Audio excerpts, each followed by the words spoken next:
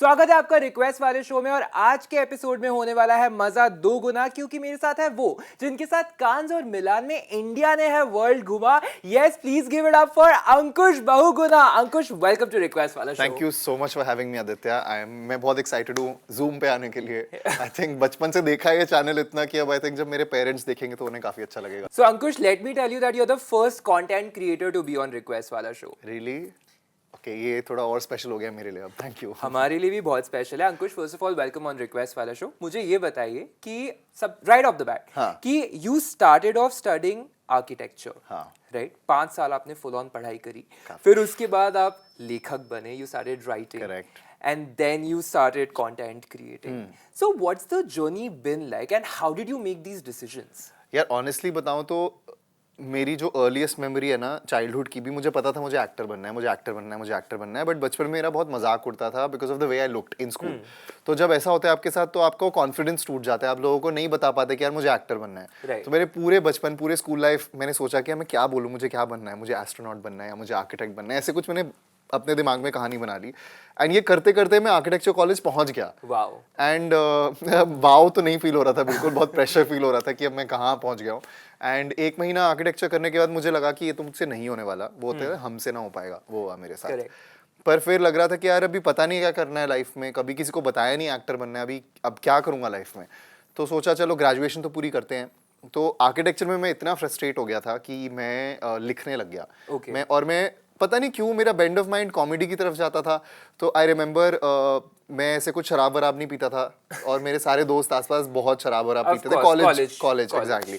तो जब ये लोग जाके पार्टी करते थे तो मैं कोने में बैठ के बस इनको ऑब्जर्व करता था और फिर मैं सोशल मीडिया पे जाके आर्टिकल्स लिखता था कि किसने क्या किया। Oh wow. वो मतलब पब्लिक नहीं होता था, हमारे के लिए, हमारे लोगों के लिए था। बट सब लोग वो अगले दिन पढ़ के बहुत मजे आते थे उनको कि उन्हें याद तो होता नहीं था उन्होंने क्या किया है। तो फिर वो पढ़ते थे, it was like a journal.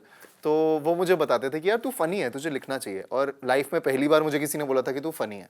I was like चलो ठीक है, बढ़िया है, मतलब कुछ तो हो रहा है। तो फिर कॉलेज पास आउट होते होते मुझे इंटर्नशिप मिल गई एक मेंस लाइफस्टाइल मैगजीन में और उनको कंटेंट राइटर चाहिए था। उस टाइम ऐसे आर्टिकल्स चलते थे, 5 ways to be happy, 5 things to do when you're bored। तो मैंने ये सब बहुत 2-3 साल तक ये किया। और फिर ये करते करते आई रिमेंबर मैंने उनको बोला कि मुझे ना वीडियो की स्क्रिप्ट लिखनी है, मुझे कॉमेडी स्केच लिखना है। अच्छा।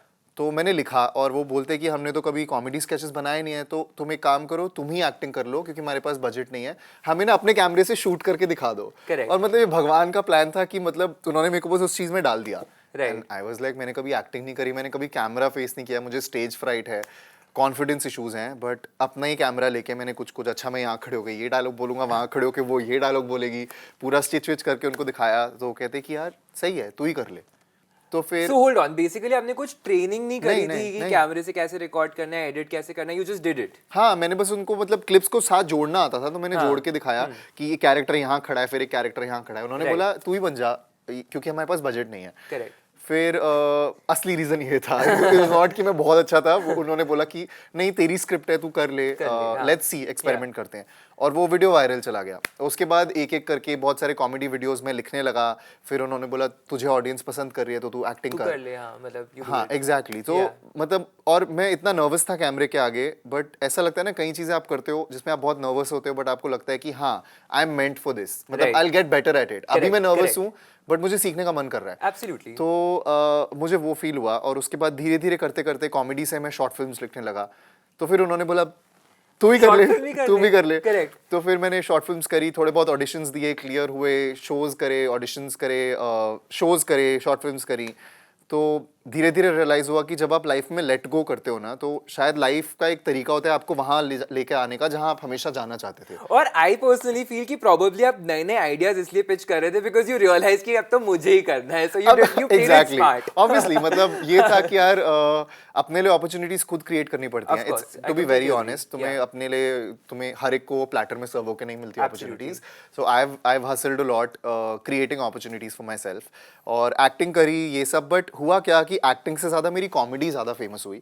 और मुझे कभी नहीं लगता था कि मैं फनी हूँ बट लोगों को मैं फनी लगने लगा। तो हुआ क्या कि जब मैं वीडियोस वगैरह बना रहा था तो मेरे साथ के बहुत सारे लोग सोशल मीडिया पे बहुत वायरल होने लगे।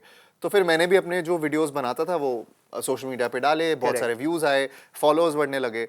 फिर आई थिंक लॉकडाउन तक मेरे में इतने कॉन्फिडेंस नहीं था कि मैं जॉब छोड़ दूं।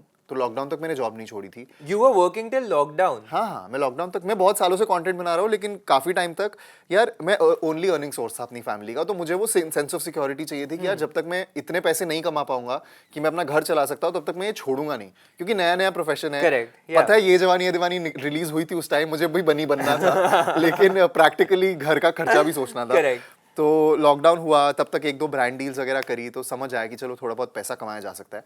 फिर लॉकडाउन में रियलाइज हुआ कि अगर मैं लिख सकता हूँ, अगर मैं एडिट कर सकता हूँ, अगर मैं एक्टिंग कर सकता हूँ, तो मैं किसी और के लिए काम क्यों करूँ?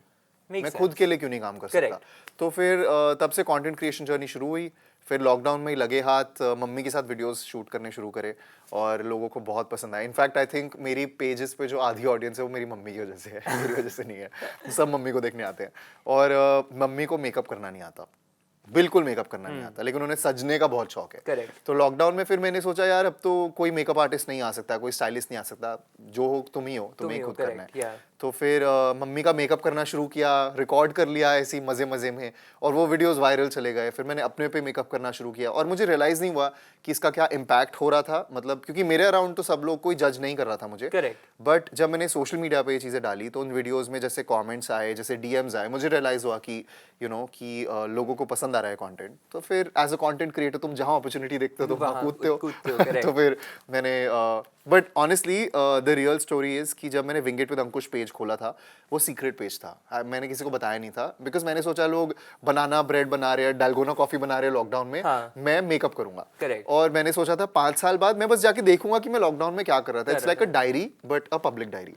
एंड धीरे धीरे उसमें फॉलोअर्स बढ़ने लगे, एंड देन मैंने उससे बहुत टाइम बाद लोगों को बताया कि मेरा एक मेकअप पेज भी है, बट उस पर फॉलोअर्स बढ़ना शुरू हो गए थे सीक्रेटली ऑन द साइड। तो फिर देन आई रियलाइज किया जब लोग को पसंद आ रहा है काम, तो why not just own up to it and get into it. And then जब आपका wing it with Ankush page चलने लगा, then you also got a lot of people on the page जिनके ऊपर आपने मेकअप किया, and then you started you became one of the only influencers to have your own series. Yes, right?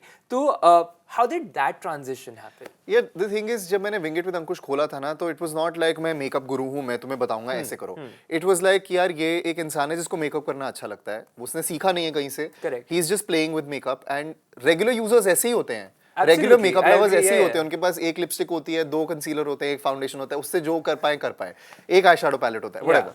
I started like that, and I think लोगों को बहुत पसंद आया कि for a change their was someone on social media जो बहुत realistic portrayal दिखा रहा था मेकअप का। अगर मैं गलती भी करता हूं तो मैं उसे छुपाता नहीं था। मैं पोस्ट करके बोलता था कि यार फाउंडेशन शेड रॉन्ग मैच हुआ है, बट मुझे मजा आया करके। और फिर जो क्रिएटर्स थे उनको मजा आने लगा ये कॉन्सेप्ट सोच के कि कोई हमारा मेकअप करेगा और हम एंड में देखेंगे कैसा लग रहा है। और मैंने उनको हमेशा खुली छूट दी थी कि तुम बताओ, तुम्हें नहीं अच्छा लग रहा तुम बोलो, इट्स ओके, इट्स ओके। मतलब ऐसे कोई ईगो वाला प्रॉब्लम नहीं है।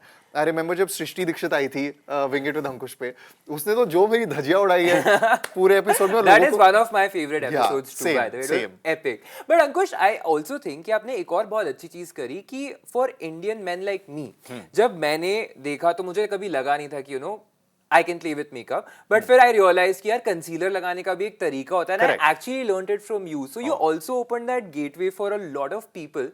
और आपने मेकअप बहुत ज्यादा नॉर्मलाइज कर दिया लोगों के लिए, so thank you for doing that actually. Yeah, I will also say कि मैं जिन लोगों से इंस्पायर्ड हूँ, they are people from trans communities, non binary communities, gender fluid communities. I also feel like मैं सिसजेंडर हूँ, इसलिए मेरे करने से एक्सेप्टेंस फिर भी इजियर मिल जाती है। बट सेम चीज जो इतने सारे ट्रांस आर्टिस्ट कर रहे हैं, नॉन बाइनरी आर्टिस्ट कर रहे हैं, उनको सेम लव मिला नहीं because of their because of their gender identities. So I also feel like ये भी बहुत इंपॉर्टेंट चीज है एक्नॉलेज करना कि आप सिसजेंडर हो तो लोग आपको ज्यादा इजीली एक्सेप्ट करते हैं।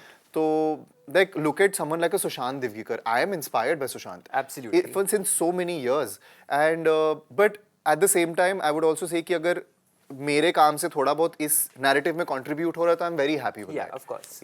वेल अंकुश, हमें ये पता है that you have made headlines by going to Cannes and by going to Milan. ठीक है, क्या होता है वहां पे? क्योंकि बहुत सारे लोगों को पता ही नहीं है कि होता क्या है वहां पे। सो क्या होता है यार? सबसे बड़ा रेवोल्यूशन तो मेरे लिए ये था कि जो फ्रेंच लोग होते हैं वो बहुत पंक्चुअल होते हैं। ओके। बहुत, वो इंडियन स्टैंडर्ड टाइम से नहीं चलते। वो एक्चुअली अगर वो 11 बजे बोला तो आपको 11 बजे रेडी होके पहुंचना पड़ता है। तो आई थिंक और मतलब कैन में ना बहुत सारे लोगों को समझ, आई थिंक मैं भी जब एक टाइम पे मैं स्टोरीज लिखता था कि किसने क्या पहना कैन में, हु वोर व्हाट वाले आर्टिकल्स, और अब वहां जाके वो सब असली में देखना, it's such a different experience. I think मेरे लिए इतना आई ओपनिंग एक्सपीरियंस था। मैंने हमेशा आर्टिकल्स लिखते हुए सोचा था कि रेड कार्पेट के बाद वो लोग इतने बड़े बड़े गाउन्स में बैठ के मूवी कैसे देखते हैं? ये तो मेरा भी सवाल था आपसे, ये मैं पूछने वाला था। नहीं देखते। बहुत सारे लोग जो ऐसे बहुत बड़े बड़े गाउन्स वगैरह पहनते हैं वो नहीं देखते मूवीज, वो मतलब रेड कार्पेट से ऐसे एंट्री लेके फोटो खिंचा के साइड से बाहर। हाँ मैंने देखी थी मूवी, मुझे बहुत मजा आया, मुझे बहुत क्यूरियोसिटी हो थिएटर अंदर से कैसा दिखता है वो देखने में। और पूरा जो कैन का शहर है, वो कैन फिल्म फेस्टिवल में पूरा शहर मतलब इट कम्स टू लाइफ। तो आप जहाँ पे भी निकलो, बहुत ट्रैफिक होता है, बट आप जहाँ पे भी निकलो it's like a photoshoot happening everywhere. सबको इतने अच्छे अच्छे कपड़ों में जाके फोटोज खींच रहे हैं, और वहाँ पे फोटोग्राफर्स ऐसे सड़क पे घूम के अगर उनको आपके आउटफिट पसंद आ रहा है तो आपकी फोटो खींचेंगे। तो it's almost like living in a dream. तो मुझे तो बहुत मजा आया। Wow, that's fantastic. बट मुझे ये बताइए कि मतलब ये सवाल बहुत लोगों को है कि जब कांस एक फिल्म फेस्टिवल है तो ये जो इतना ज्यादा उसमें फैशन एक्स्ट्रावेगांजा होता है कि सब लोग इतना तैयार होके जाते हैं, उसका रेलेवेंस क्या है?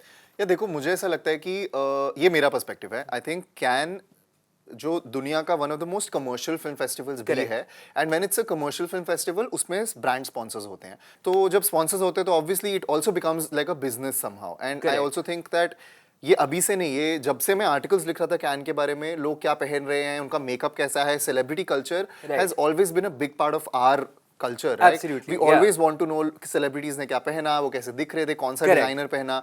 I think it's also a great opportunity कि आप अपने इंडियन डिजाइनर्स को प्रमोट करो। एब्सोल्युटली। तो मुझे ऐसा लगता है कि ये अभी से नहीं है, ये हमेशा से कैन फिल्म्स के बारे में तो है, but Cannes has always been equally about glamour, right? So it's not a new thing. And I think जब मैं कैन गया तो आई वोर अ डिजाइनर जो एक न्यू एज इंडियन डिजाइनर है। करेक्ट। और मुझे बहुत प्राउड फील हुआ जब रेड कार्पेट पे उन्होंने मुझसे पूछा who are you wearing, and I said Rosani, who is like an Indian brand who doing amazing work and they deserve worldwide recognition. पर मुझे बताओ अंकुश कि कितना टाइम लगा उस लुक को क्यूरेट करने में? आई एम श्योर कि once you realise you are going to Cannes, तो फिर उसके बाद आप बैठे होगे कि अब बस क्या पहनना है, what is going to be the look.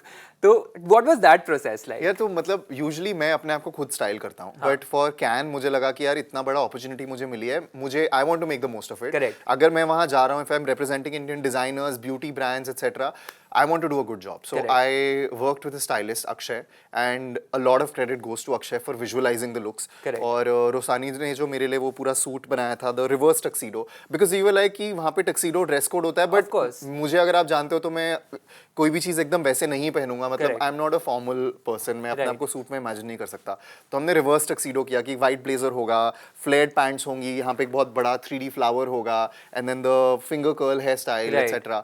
So all of this काफ़ी, आई थिंक वो आउटफिट क्यूरेट करने में डिज़ाइनर को काफ़ी टाइम लगा, क्योंकि उन्होंने स्क्रैच से मेरे लिए कस्टम बनाया था। राइट। तो हाँ, काफी इंटेंस। बट मुझे बताओ कि मैंने आपका एक वीडियो देखा था जहाँ पे आप अपने बाल ऐसे बजा रहे थे because they were so stuck. What was that? मैंने वो फोटो डाली थी सोशल मीडिया पे, तो किसी ने बोला था मैगी को उबालने से पहले ऐसी लगती है क्योंकि बहुत सारा जेल लगाया हुआ था। मुझे उस आउटफिट के लिए रेडी होने में आई थिंक 1.5 घंटे लगे थे। Oh wow. 1.5 घंटा तो मुझे सिर्फ रेडी होने में लगा। एंड अगेन, अगर आप as India's first male beauty creator जा रहे हो, you have to serve. I mean you been given a great opportunity, so I wanted to make the most of it. So I tried experimenting with my brows, with you know, and also wanted to make sure that I don't come across as someone who is trying too hard. मतलब I wanted to still stick to मुझे क्या पसंद है और मेरी personality कैसी है। तो मुझे ज्यादा ट्राई हार्ड भी नहीं करना था कि मतलब एक ही मौका मिला है सब दिखा दो, ऐसा नहीं है। मतलब you also have to feel like yourself, you no.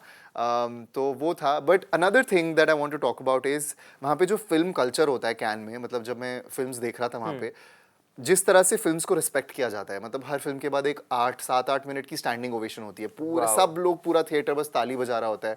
और तो ये हर फिल्म के लिए होता है या सिर्फ जो मूवी सबको बहुत अच्छी लग रही है? मैंने जो फिल्म देखी थी उसके लिए तो हुआ था, और बहुत सारे लोगों ने मुझे बताया, तो मेरे ख्याल से हर फिल्म के लिए स्टैंडिंग ओवेशन तो होता है, बट अगर आपको फिल्म बहुत पसंद आती है तो लंबा चलता है 10 मिनट। और आपको इतने सारे इंडियन आर्टिस्ट से इंटरेक्ट करने का मौका मिलता है। मतलब मेरे को शाहाना गोस्वामी से मैंने इतनी अच्छी बातें करी, I met Sucharita Tyagi, I met so many people there. And India जो भारत पवेलियन था, वहाँ पे हमने बातें करी about films, about content creation. तो मतलब it's not just about going and watching a film and dressing up, it's also about so many conversations about cinema. So मेरे लिए एक बहुत ही होलसम एक्सपीरियंस था। आप कांस में गए और आपने सिनेमा की बात करी, आपने कंटेंट क्रिएशन की बात करी, आपने मेकअप की बात करी, आपने लुक्स की बात करी, पर मुझे एक बात बताओ कि आप जब कांस गए और आप जब घूमने निकले तो आपने वीडियो जब बनाया तो you made it on dogs of France, of Paris, Why did you do that? अगर आप कभी पेरिस जाओ और अगर आप वहाँ के कुत्तों को देखो तो आपको भी वही लगेगा कि यार ये कुत्ते मुझसे बेटर जिंदगी जी रहे हैं. तो आई थिंक हूँ तो कॉमेडी क्रिएटर ही ना, तो मतलब आई थिंक मैं अपने आसपास की चीज़ों में कॉमेडी ढूंढता हूँ. तो जब मैं पेरिस गया था तो कैन में ये 4-5 दिन तो कैसे गए पता नहीं चला, क्योंकि तुम रोज सुबह उठते हो, इंटरव्यूज होते हैं, पवेलियंस होते हैं, पैनल्स होते हैं, तुम्हें ड्रेसअप होकर फोटोशूट करना होता है, और एक एक फोटोशूट में बहुत मेहनत लगती है क्योंकि ये इंडिया नहीं है, वो मतलब तुम वहाँ के हिसाब से तुम्हें करना पड़ता है. तो ये सब चीज़ें थी. और उसके बाद जब मैं फाइनली पेरिस में मैंने थोड़ा ब्रेक लिया, मैंने सांस लिया, मैंने आसपास देखा और हर जगह ऐसे डिजाइनर कुत्ते घूम रहे हैं. And I was like, मैं किस दुनिया में आ गया. मैंने डिजाइनर कुत्ते वो डिजाइनर कुत्ते ही लग रहे थे. मतलब वहाँ पे कुत्तों को ऐसे स्टूल्स पे बिठा रखा है, लोग अपने कुत्तों को इतने अच्छे से ट्रीट करते हैं. I was like, यार इस पे रील बनानी बनती है. Perfect, love it. मुझे बताइए कि and then you went to Milan. Yes. Very recently, right? मिलान में क्या हुआ and how was that experience? यार I'll tell you, मेरे लिए ना जो चीज़ बहुत मायने रखती है वो ये है कि मुझे ना बहुत लेट लाइफ में रियलाइज हुआ कि मुझे फैशन पसंद है. Right. क्योंकि मतलब जब तुम एक मिडिल क्लास फैमिली में पले बड़े होते हो तो तुम्हारे पास उतने रिसोर्सेज ही नहीं होते ना कि तुम ब्रांडेड कपड़े भी पहनो. Correct. मतलब ग्रोइंग अप मैंने ब्रांडेड कपड़े भी नहीं पहने, तो डिजाइनर वेयर तो बहुत दूर की बात है. मेरे को तो ताने पड़ते थे घर पे कि बस यही है इकलौता जो ब्रांडेड कपड़े पहन रहा है, इसको घर से बाहर निकालो. Like that happened a lot. तो मतलब ग्रोइंग अप तुम्हें शायद उतने मौके नहीं मिलते to explore your fashionable side, right? Also when you are bullied for the way you look etcetera, आपका कॉन्फिडेंस इतना टूट जाता है that you don't think vanity आपके लिए है.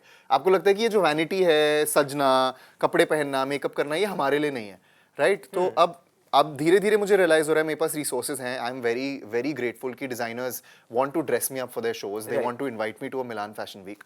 तो ये मेरे लिए बहुत नई चीज़ है और बहुत ही स्पेशल चीज़ है, क्योंकि जो इंसान अपने लुक्स को लेके इनसिक्योर था, for him to be seen at fashion events, to be known for glamour, for fashion, personal style, I think it's a big arc for me personally. Of course, but Ankush, you've also walked. कितने सारे RAM shows you've done. एक RAM show मैंने walk किया है, but again वो सब अभी हो रहा है. तो आई फील लाइक स्पेशली जब आप कॉमेडी कंटेंट बनाते हो तो लोग आपकी एक इमेज बना लेते हैं. जैसे मुझे ऐसा लगता है कि मुझे ड्रेसअप होना बहुत अच्छा लगता है, बट अगर आप मेरे कॉमेडी कंटेंट देखो तो मैं सुबह नींद में उठ के वीडियो बना लेता हूँ विदाउट केयरिंग मैं कैसा लग रहा हूँ. तो sometimes people want to box you कि अच्छा आप या तो आप ये हो या तो आप वो हो. मुझे दोनों होना है. लाइक मुझे ड्रेसअप करना भी अच्छा लगता है, बट डजंट मीन कि मैं दिन भर ड्रेसअप करके बैठा रहूंगा, right? So I feel like Milan, can, everything happening together is just a little surreal for me. मतलब मुझे कभी कभी ऐसे बिलीव नहीं होता कि यार मतलब एक साल में काफी कुछ बदल रहा है. Correct. Like 2024 was your year full on. अभी 6 महीने बचे हैं. I really hope it is my year. 6 महीने में कुछ भी हो सकता है. It will be. I'm sure कि हम आपको और भी बहुत बड़े-बड़े प्लेटफॉर्म्स पे देखेंगे, बड़े-बड़े प्लेटफॉर्म्स के बड़ी स्क्रीन पे भी देखेंगे आपको, इंशाअल्लाह.